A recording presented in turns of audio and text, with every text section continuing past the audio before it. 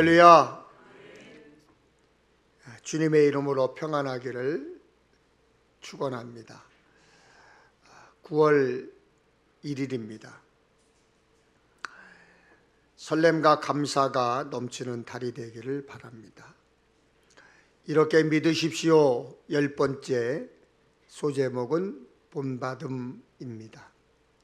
바울과 아볼로가 주님의 사역을 하고 있음에도 불구하고 고린도 교인들의 자기 중심적인 모습 때문에 많은 비방을 받았습니다. 사실 우리 인격은 평범한 일상에서 드러나기보다는 힘들고 어렵고 억울한 일을 당할 때 그 인격이 잘 드러납니다. 어려움을 당할 때 내리는 선택에서 그의 인격이 분명히 드러나게 되죠. 오늘 말씀에 바울의 믿음과 인격이 고스란히 드러나고 있습니다. 사도 바울이 어떤 사람인지, 어떤 믿음과 인격을 소유했는지 알 수 있습니다. 지금 사도 바울은 어떤 대우를 받고 있습니까? 13절 말씀입니다. 비방을 받은 즉 권면하니 우리가 지금까지 세상의 더러운 것과 만물의 찌꺼기같이 되었도다. 당시 자연적인 재앙이나 질병들을 막아낼 목적으로 제사를 지내는데, 그 제사를 지낼 때 신에게 드리는 제물을 드릴 때 뽑힌 미천한 인간이나 제수를 세상의 더러운 것과 만물의 찌꺼기다라고 표현을 했습니다. 여러분, 바울이 지금 어떤 대우를 받고 있는지 아시겠죠? 세상에서 쓰레기처럼 버려진 취급을 받았다는 것입니다. 예수를 믿으시면서 이런 생각 하신 적 있으십니까? 다른 교인들은 잘난 것 같고 지혜로운 것 같은데 나는 미련해 보입니다. 다른 교인들의 모습을 보면 참 강한 것 같은데 나는 연약합니다. 아무리 생각해봐도 주님은 성도인 나를 차별하시고 저 끄트머리 미말에 두신 것 같고, 그래서 그것이 상처가 되고 분노가 되기도 합니다. 에이, 내가 이제 교회 그만 다녀야 되겠다. 예수 믿으면 뭐해? 나 예수 안 믿어.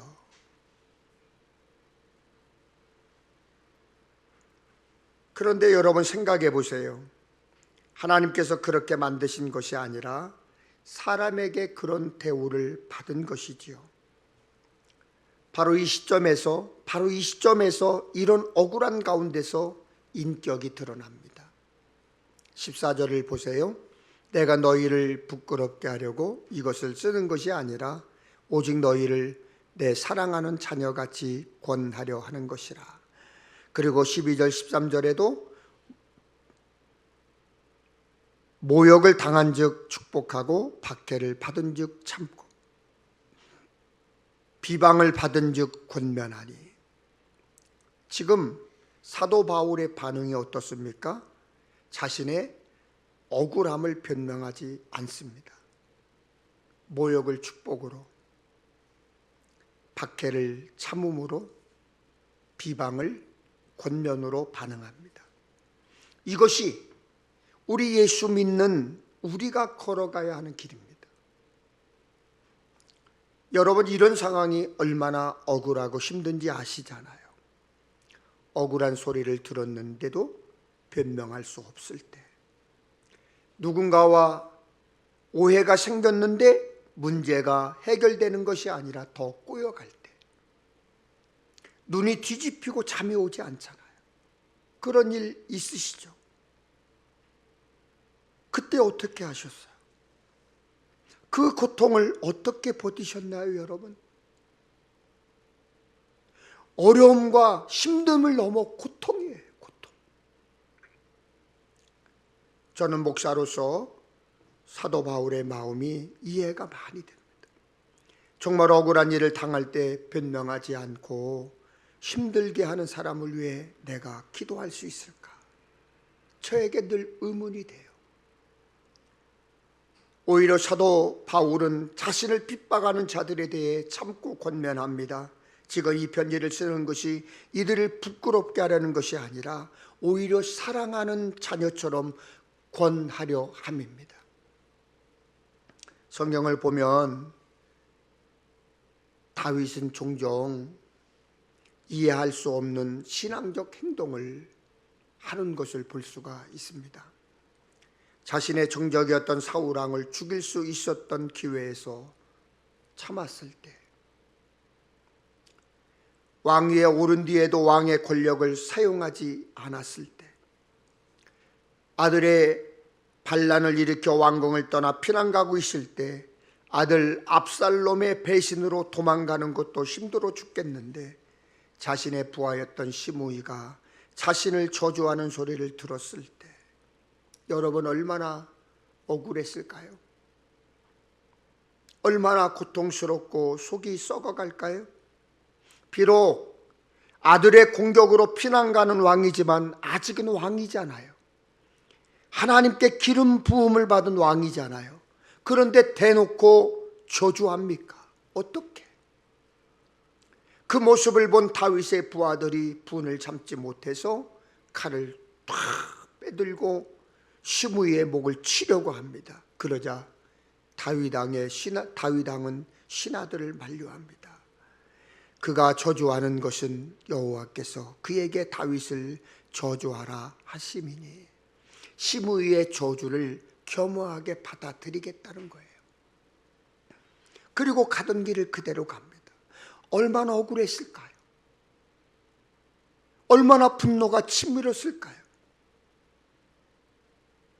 아마 다윗도 시므이를 죽이고 싶었을 거예요. 그러다 그 순간 그는 그 모욕을 참고 갑니다. 하나님께서 그런 다윗의 모습을 보면서 회복시키시고 복을 주셨던 것입니다. 그의 마음 자세와 믿음을 보시고 다시 다윗을 왕궁으로 돌아오도록 했습니다. 바로 억울한 이 순간 사도 바울 역시 이런 고백을 합니다. 오늘 본문 9절을 봅니다. 내가 생각하건대 하나님이 사도인 우리를 죽이기로 작정된 자 같이 끄트머리에 두셨음에 우리는 세계 곧 천사와 사람에게 구경거리가 되었노라. 여러분, 그렇습니다. 그래요. 정말로 그래요. 바로 지금 그 순간에 사도 바울은 말씀을 정말 잘 해석한 것입니다. 믿음의 언어를 이야기한 것입니다. 그렇구나. 내가 이렇게 비천한 사람, 취급을 받고 사람들에게 구경거리가 된 것은 하나님께서 나를 이렇게 만드셨구나. 여러분, 하나님과 잘 소통하지 않으면 고통이 옵니다. 그러나 하나님과 잘 소통하면 고통이 흉통으로 바뀝니다. 서영선 목사님이 쓰신 하나님의 휘파람 소리라는 시입니다. 우리 감리교회의 원로 목사님이신데 제가 한번 읽겠습니다. 주님, 참 감사합니다. 주님, 나는 당신에게 출세의 길을 위해 힘을 원했으나 당신은 제게 순종을 배우라고 나약함을 주셨습니다. 주님, 나는 위대한 일을 하고 싶어 건강을 청했으나 당신은 보다 큰 선을 행하게 하시려고 병고를 주셨습니다. 주님, 나는 행복하게 살고 싶어 부귀를 청했으나 당신은 내가 지혜로운 자가 되도록 가난을 주셨습니다. 주님, 나는 만인이 우러러 존경하는 자가 되고 싶어 명예를 청했으나 당신은 나를 비참하게 만드시어 당신만을 필요로 하게 해주셨습니다. 주님, 나는 홀로 있기가 외로워 우정을 청했으나 당신은 세계의 형제들을 사랑하라는 넓은 마음을 주셨습니다. 주님, 나는 당신에게 내 삶을 즐겁게 해줄 수 있는 모든 것을 청했으나 당신은 다른 모든 사람들을 즐겁게 해 주어야 하는 삶의 길을 주셨습니다. 비록 내가 당신께 청한 것을 하나도 받지 못하였으나 당신이 나에게 바라시던 그 모든 것을 주셨사오니 주님 참으로 감사합니다.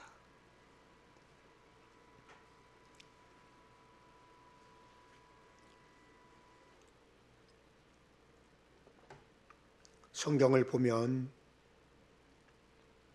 바울은 복음을 위해서 많은 고통을 겪었어요. 어떻게 이런 고생을 하면서도 버려두고 도망가지 않았을까 하는 생각이 들 정도로 고통을 당했어요. 율법에 규정된 40대의 채찍에서 한 대가 만 39대의 채찍을 유대인에게서 맞았고, 한 대만 맞아도 죽음에 이를 수 있는 로마의 태장을 3번 맞았고, 이쯤이면 어쩌면 좌절할 수 있는 상황이 아닌가요? 이쯤이면 저주함에 떠난 것이 상식 아닌가요? 이것은 힘들고 어려움이 아니라 참을 수 없는 고통이죠. 언제 좌절이 옵니까? 내가 계획한 대로 인생이 되지 않을 때 찾아오죠. 기대가 산산조각이 났을 때, 소망이 깨졌을 때 낙심하고 좌절하죠. 자기 생각대로 사람도 환경도 움직여지지 않을 때 오죠. 그런데 그런 상황이 감사하다고, 그런 상황이 감사하다고 고백할 수 있습니까? 이런 감사의 고백이 억지로 하는 것인가요? 아니면 진정한 신앙적 고백인가요? 사도 바울의 위대함은 변명하기보다는 그렇게 상황을 만드신 하나님의 뜻이 무엇인지 보려 한 것입니다. 어떤 비방을 받든지 어떤 어려움을 당하든지 하나님에 대한 자신의 신뢰를 깨지 않고 하나님을 바라보는 믿음이 변함없었다는 것이 위대한 거예요.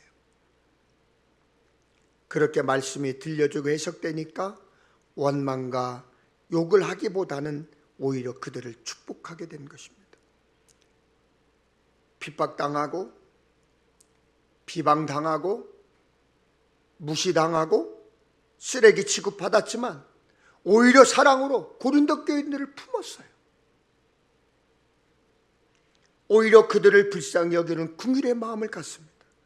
사람들이 우리를 만물의 찌꺼기 취급을 했지만 이들은 결코 찌꺼기가 아니었습니다. 세상이 여러분을 찌꺼기라고 인정하는 순간 당신은 더는 찌꺼기가 아니라 하나님의 위대한 크리스찬이 되는 것입니다. 그러고 보면 참 믿음이 난해해요. 어렵죠, 여러분. 믿음이 참 어렵다. 어떤 분이 저에게 그러더라고요. 목사님, 믿음이 참 어려워요. 그래요.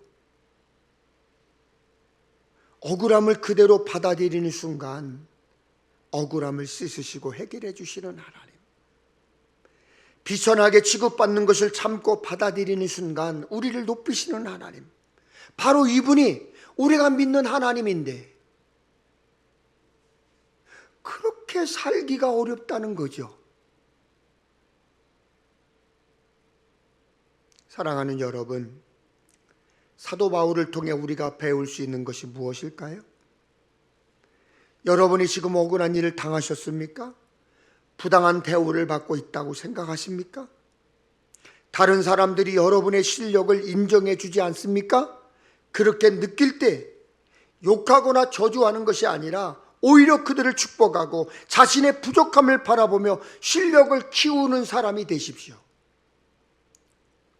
원망하는 사람보다는 미래를 준비하는 사람을 하나님께서 귀하게 쓰십니다.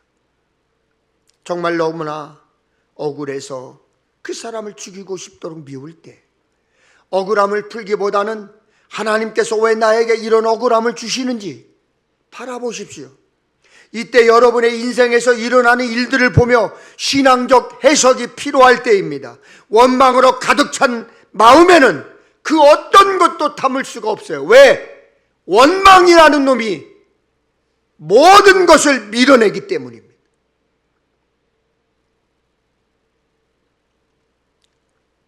우리 믿음에서 어떤 신앙의 렌즈를 가지고 보느냐 중요합니다.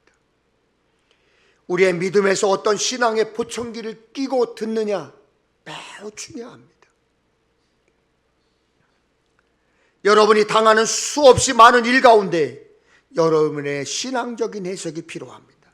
신앙적 해석을 내리는 순간 하나님께서 당신을 신앙적으로 인도하실 것이기 때문입니다. 오늘 말씀의 핵심은 16절입니다.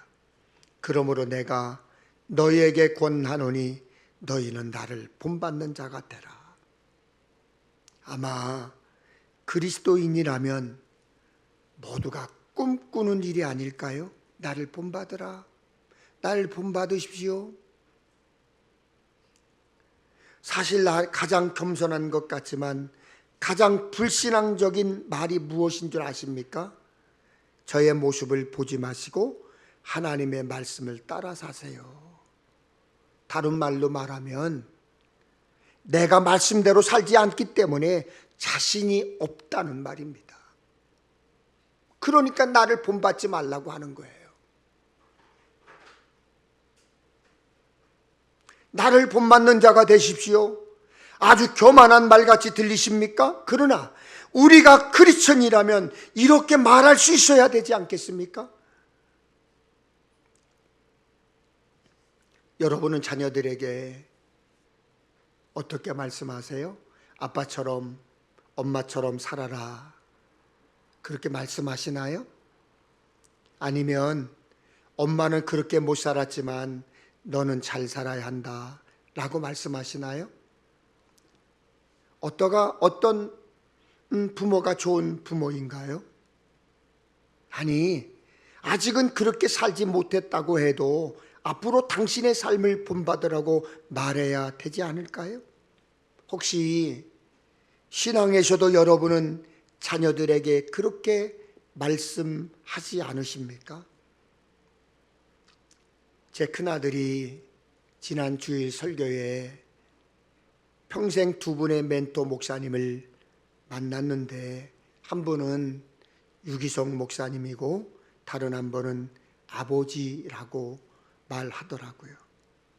그러면서 저에게 아버지 목사님에게는 그리스도인으로서 목사로서 지조와 삶을 배웠다, 이렇게 고백을 하더라고요. 이 사회의 비극, 지금 우리 가정의 비극, 젊은이들에게 닮아갈 모델이 없다는 거예요. 요즘 젊은이들은 이렇게 말한답니다. 부모는 교과서가 아니라 참고서다. 그런데 우리 믿음 생활에서도 가만히 보면 같은 것 같아요. 성경책은 교과서가 아니라 참고서일 뿐이고 예수님은 스승이 되지만 전적인 삶의 주인이 되지 못하고 있습니다. 사도 바울이 정말 안타까워하는 것이 무엇입니까? 고린도 교인들이 복음을 모르기 때문입니까? 예수님을 모르기 때문입니까? 그들에게 성경을 아는 지식이 없어서입니까? 아닙니다. 아니에요. 이들은 예수님을 알았고 성경을 배웠습니다. 그리고 자신들이 예수를 아는 지식에서 체교라고 생각하고 주관적 생각을 가지고 자기들의 주장을, 자기들의 뜻을 말하기 시작을 합니다. 그런데 거기에 그들의 삶에서, 그들의 주장에서 예수님의 삶을 보지 못하는 거예요. 예수님 닮은 모습이 나타나지 않는 거예요.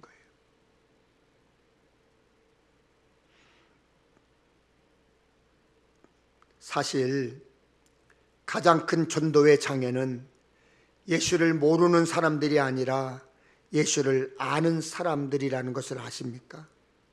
오늘날 우리를, 교회를 무섭게 공격하는 안티 크리스찬들, 교회를 모르는 사람들이 아니라 교인들에게서 상처받고 교회에서 부정적인 이미지를 가진 사람들입니다. 세상 사람들과 전혀 다를 바 없는 교회의 부정적인 모습을 보고 교회를 다니는 사람들의 이중적 잣대와 도덕적 타락에 교회에 등을 돌리는 거죠. 어떤 여행 가이드가 들려준 말입니다. 단체 여행객을 안내하다 보면 가장 말을 안 듣는 사람들이 목사님, 그 다음이 장로님이라는 거예요. 조금만 불편해도 목사님들은 참지 못하고 투덜거리고 짜증낸다는 거예요. 늘 대접받다 보니까 늘 자기 중심적 모습이 된 거예요. 그 삶의 모습을 보고 본받기가 너무 힘들어진 것입니다. 주님이 주님의 말씀을 전합니다. 그리고 그 말씀을 성도들이 듣습니다. 그러나 그 말씀을 전하는 목사의 삶이 본받을 수 없다면 얼마나 큰 비극이에요.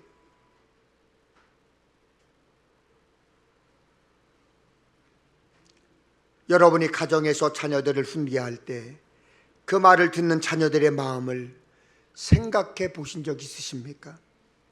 혹시 자녀들을 훈계하면서 이렇게 말하시지는 않았습니까? 제발 내 애비는 닮지 마라. 훈계하지는 않으셨습니까? 어쩌면 너는 그 인간이랑 똑같냐? 어쩌다 내가 너를 낳고 미역국을 먹었는지 그러시지는 않으셨습니까? 남편의 이름이 그 인간이에요. 성이 그시고 이름이 인간. 세상이 교회를 바라보고 소망을 갖지 못한다면, 누군가가 여러분의 모습을 바라보며 복음에 대한 열망을 갖지 못한다면, 여러분의 자녀가 부모님의 모습을 보며 다른 삶의 가치관을 추구한다면 이것이 얼마나 불행한 일입니까?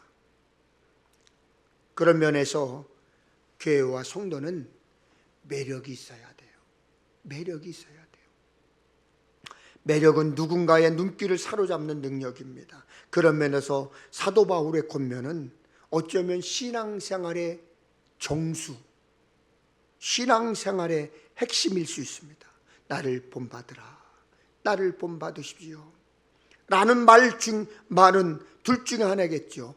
아주 교만하든지 아니면 아주 정직하든지 둘 중 하나겠죠. 고린도 교회의 문제는 그들이 정직하지 못했다는 것입니다. 자신을 과장하고 허풍스러운 자랑은 정직하지 못한 데서 나옵니다. 그들이 스스로 지혜롭다고 자랑한 것은 그들이 받은 하나님의 은혜를 인정하지 않았기 때문입니다. 누군가 본이 되지 않는다면, 누군가 모델이 되어주지 않는다면 고린도 교인들은 영원히 자신들의 모습을 제대로 쳐다보지 못할지도 모를 일입니다. 여러분, 벌거벗은 임금님이라는 동화 아시죠? 늘 자신이 최고라고 생각하는 왕과 그 왕의 어리석음을 노리는 제단사가 등장을 합니다. 이 제단사는 왕에게 이렇게 말합니다. 훌륭하고 정직한 사람의 눈에만 보인다는 비밀스러운 옷감을 자기들이 만든다는 거예요. 그리고는 그 옷이 보이지 않는 자는 정죄합니다. 그러자 사람들은 눈에 보이지도 않는 옷을 멋있다고 찬사를 아끼지 않습니다. 이제 왕은 그 옷을 입고 자랑스럽게 시가행진을 합니다. 백성도 그 소문을 익히 알고 있기에 지나가는 왕을 보고 찬사를 아끼지 않습니다. 그런데 그 왕의 행진을 보러 나왔던 한 어린아이가 왕을 보니까 벌거벗었거든요. 그러니까 이렇게 말합니다. 임금님이 벌거벗었네요? 그제야 사람들이 정신을 차립니다. 그리고 왕도 제 자신의 모습을 바로 보게 됩니다. 그리고 정직하지 못했던 자신들의 모습을 수치로 여기게 됩니다. 여러분, 그렇습니다. 이것이 바로 고린도 교인들의 모습이었고 오늘날 우리의 모습입니다. 교만과 거짓으로 가득 찬, 그래서 자신의 모습을 바로 보지 못합니다. 사도 바울은 그들의 눈이 바로 뜨이기를 원했습니다. 오늘 보면 15절을 보세요. 그리스도 안에서 일만 스승이 있으되 아버지는 많지 아니하니 그리스도 예수 안에서 내가 복음으로써 너희를 낳았습니다. 사도 바울은 여기에서 스승과 아버지를 구분하고 있습니다. 당시 헬라 문화에서 스승이란 지금의 선생님과 조금의 차이가 있습니다.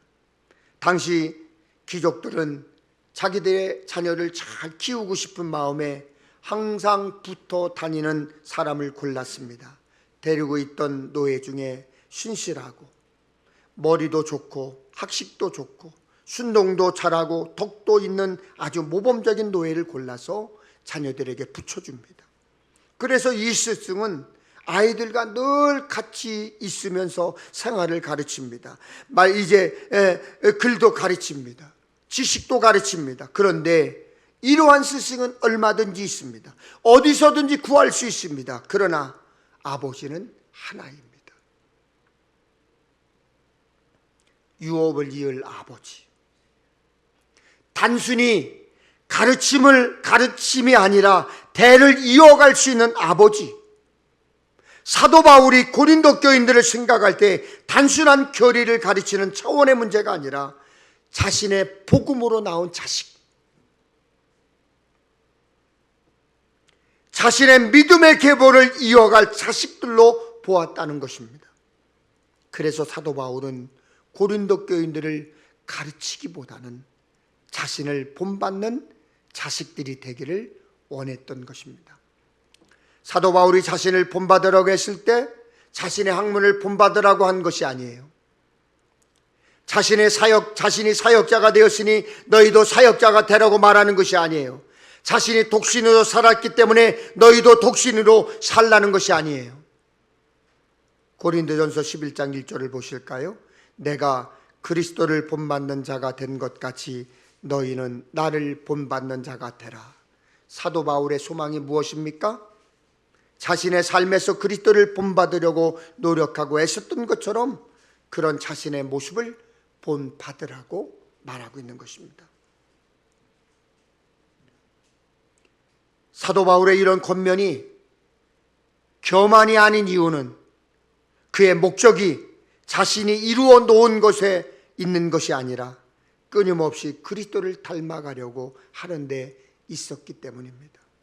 사도 바울이 품었던 소원과 목적을 고린도 교인들도 닮아갔으면 좋겠다고 하는 마음으로 권면하고 있는 것입니다.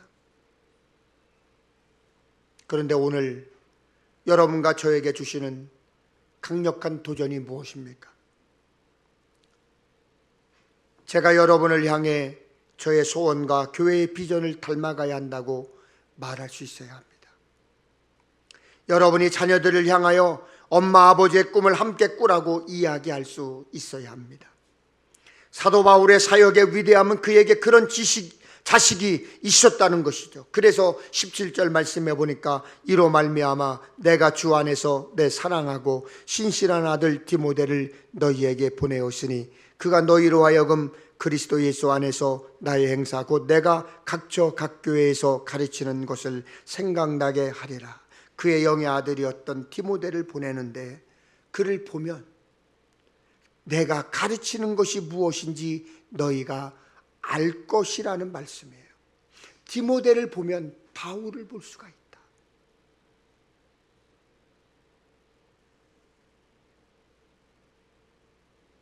자식들이 결혼을 하면 부모들이 어떤 얘기를 해요? 상대방 부모를 보라 그러잖아요.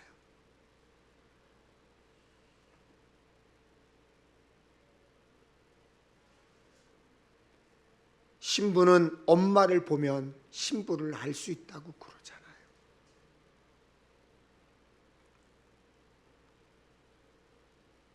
영의 아들이었던 디모데를 보면 바울의 신앙, 바울의 믿음, 바울의 인격을 볼 수 있다는 거예요. 그래서 빌립보서 2장 19절 22절에도 내가 디모데를 속히 너희에게 보내기를 주 안에서 바람은 디모데의 연단을 너희가 아나니 자식이 아버지에게 함같이 나와 함께 복음을 위하여 수고하였느니라. 고린도 교회를 향한 사도 바울의 가장 확실한 소원이 무엇입니까? 디모데가 나에게 한 것 같이 너희도 그렇게 하라는 거예요. 나를 본받는 자가 되라는 거예요. 그래서 여러분 모두가 나는 여러분들에게 여러분 이 배종관 목사를 본받으십시오 라고 말할 수 있어야 하고, 여러분은 가정에 돌아가서 이 엄마 아빠를 본받으라 말할 수 있어야 되는 거예요. 사랑하는 성도 여러분, 여러분의 가장 큰 소원이 무엇입니까? 그리스도의 말씀을 아는 것으로 끝나는 것이 아니라 그리스도의 말씀을 행하고 닮아갈 수 있기를 축복합니다.